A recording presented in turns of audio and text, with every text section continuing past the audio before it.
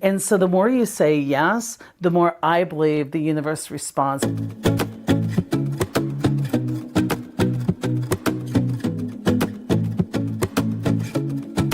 Hi, I'm Wakeman. I'm a drama researcher. I'm also the author of the book No Ego.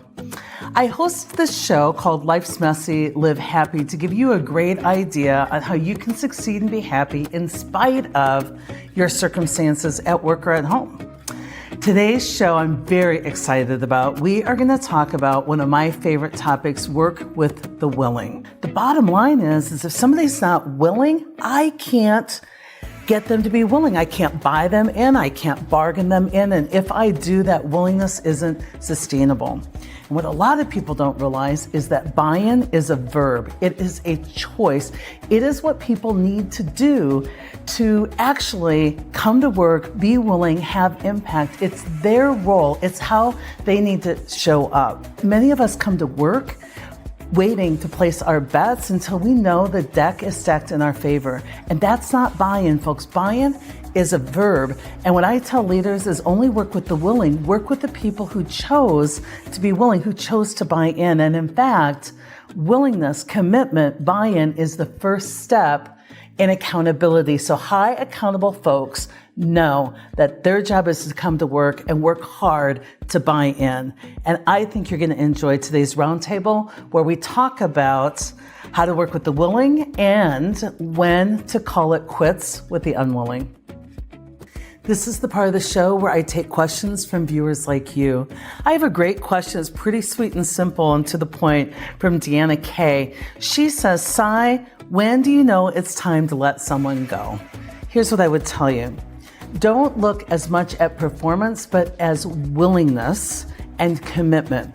I will work with somebody as long as they're willing and invested and working to improve and making improvements.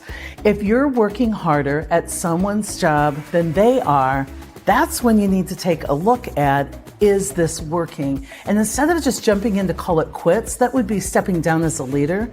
I want you not to make the decision about their willingness. I want you to go ask them, what's your level of willingness?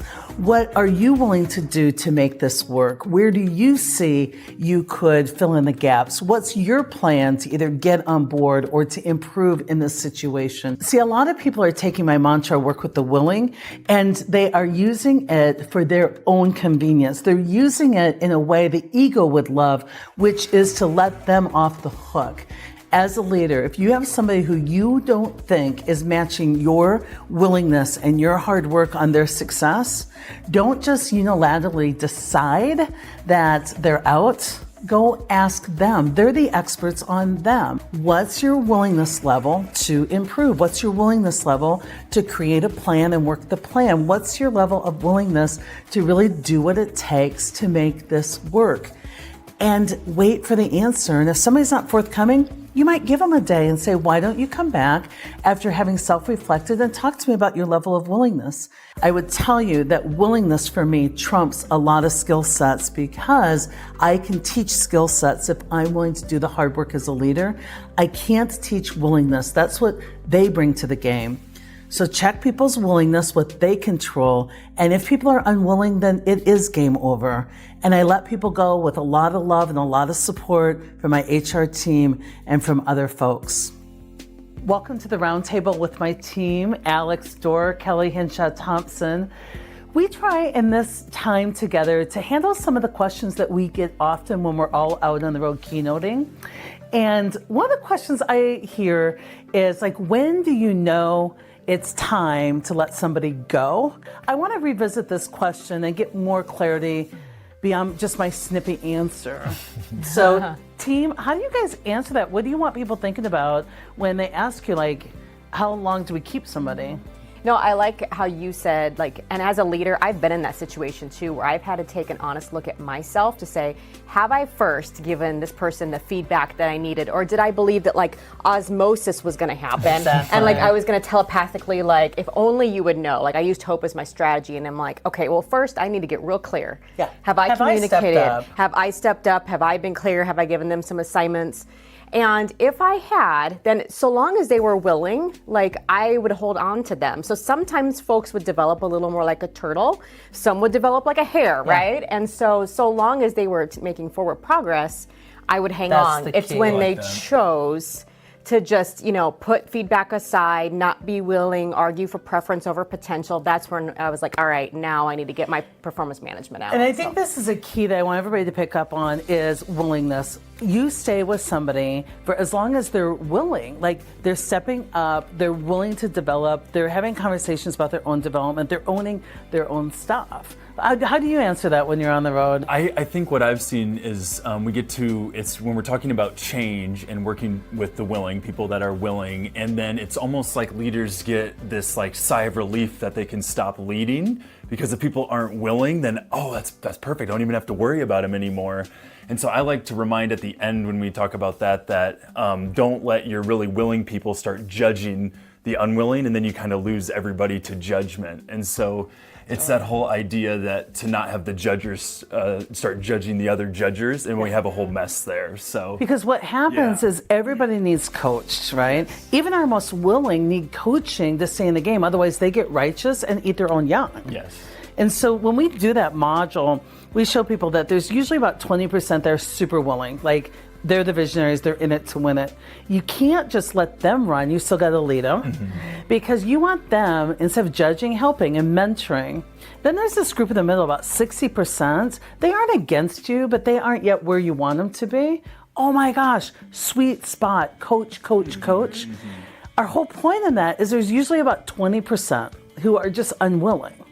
And they don't need coaching, they need courage and counseling. And so you got these three groups. You have people you fired but never told. That's where we're calling leaders up to say performance manage. Really stop putting all your energy there. Definitely. Because the same behavior won't please a high accountable and a low accountable at the same time. You're always gonna be ticking somebody off, make the right people mad. But that's that 20%. That's all we're talking about. If they're on your team, you still got to coach them and love them and bring out the best of them. Otherwise, get them off your team. But there's this 60% in the middle, this 20% of people who are already there. 80%, you need to bust your tail to lead them. And so the stuff we talk about in reality-based leadership, they aren't going to cure that 20% who's unwilling. Okay, the only coachable folks are the willing. But they aren't just your top 20%. Super willing. Yeah, they are most of your organization. So leaders, don't let yourself off the hook. You always need to be coaching. We jump into the job, but then we quickly quit our jobs in little tiny increments by adding conditions onto our employment, and those conditions are always about the circumstances. So it's like, I think most employees don't realize that I, every day, have to engage. Engagement's a choice. I've got to come in and be willing. How do you keep yourself willing? I think that had me self-reflect on what actually it is. It's because I think once you understand this mindset of willingness, then you're saying yes to more things. And then as you're executing, you realize there's big opportunities out there. And then I've found that as saying yes to little things, then I can bring back big opportunities to you for our company, I guess. This is a different example. And then you're like, you know what, let's go for that. And then you get into big projects, and then that keeps you like hungry for more, and it kind of keeps you willing because it's a whole kind of cycle. It's a cycle. I don't know if that so I makes think sense. Managing our own energy, it starts with saying yes and then keep saying yes. And so the more you say yes, the more I believe the universe responds. No one ever gave me an opportunity or a job, nor did I have to go crawl my way to the top to get it. I just sat where I was and said yes and was willing, and things just opened up, almost like open sesame. It's like the magic word is yes. Yes. Let's talk yes. about Like how. open sesame. If you want to know how to open doors, say yes, yes, yes. So love it. So folks, work with the willing. Make sure you yourself are willing. Willingness is a choice. And you need to cut some people loose in your organization. Trust me, you do. But make sure that you've done everything you've done to test their willingness and to work with them to keep them involved and keep them successful. Step up first as a leader. You be willing.